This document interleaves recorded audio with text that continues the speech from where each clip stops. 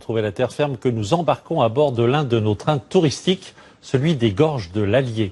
Entre nature sauvage et roches volcaniques, aucun doute, seul notre petit convoi se ferait un passage.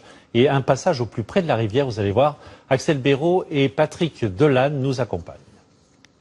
Le voyage commence dès la montée des marches. À bord du train, les passagers vont se laisser guider au cœur de la Haute-Loire, au fil de la rivière Allier.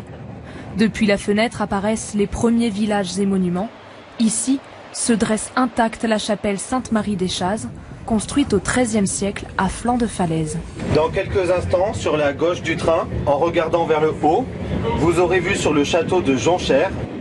À chaque commentaire du guide, le train ralentit de 30 à 10 km/h, un rythme de croisière qui permet d'apprécier la beauté des paysages. Le train vraiment qui roule tout doucement, qui permet de passer à des endroits inaccessibles pour les piétons et y compris pour les véhicules. Donc vraiment c'est superbe. On a traversé pas mal de villages, notamment Prades, Chapauroux.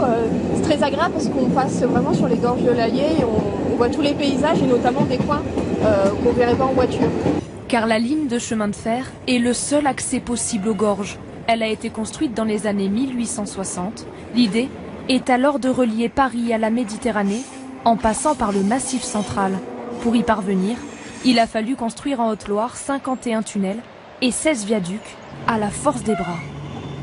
Avant 1866, avant l'utilisation de la dynamite, on perçait avec des pics et des pioches. Donc c'était pharaonique.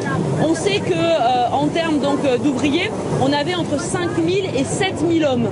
La locomotive et les wagons, eux, datent des années 1960 et ont été entièrement restaurés par des passionnés du rail. Une fois qu'on a fait la maintenance de tout notre matériel tout au long de l'année, notre petit plaisir c'est de sortir avec et de montrer que on les entretient et puis que on fait perdurer un petit peu l'histoire des matériels anciens et le patrimoine, quoi.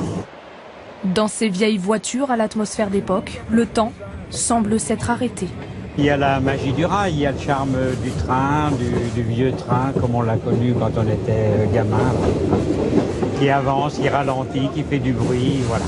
Finalement, on a l'impression que rien n'a changé là, par rapport aux villes, ou par rapport... on peut vivre ici comme on vivait il y a 50 ans. On n'a pas l'impression qu'on a vieilli.